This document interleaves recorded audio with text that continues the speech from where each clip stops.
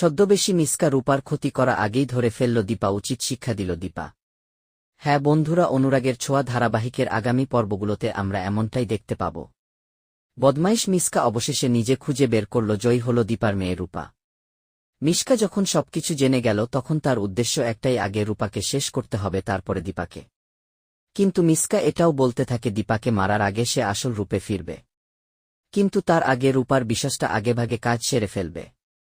তারপরে দীপার মুখোমুখি হয়ে দাঁড়িয়ে দীপাকেও শেষ করে দিবে। এদিকে মিসকা যখন রূপা ক্ষতি করতে যাবে ঠিক সেই সময় সেখানে এসে হাজির হয় দীপা। এইদিকে রূপা মিসকার গলা শুনে বুঝতে পারে এটা আর কেউ নয় বরং মিসকা আন্টির গলা। কারণ রূপা ভালো করে জানে মিসকা কি করেছে আর তার মায়ের ক্ষতি করার জন্য সে কি করতে পারে। এরপরে রূপা যখন মিসকা আন্টি বলে চিৎকার করে ওঠে তখন দীপার আছে সবটা পরিষ্কার হয়ে যায়।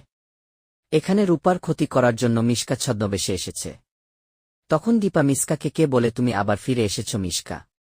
তুমি এবারও আমার মেয়ের ক্ষতি করতে এসেছ, তুমি এখন কোথায় যাবে? তুমি এবার আমার হাতেই শেষ হয়ে যাবে মিসকা। তো বন্ধুরা, তোমরা তো এটাই চাও, এভাবে যেন রূপাকে বাঁচিয়ে নেয় দীপা? কমেন্ট করে জানাতে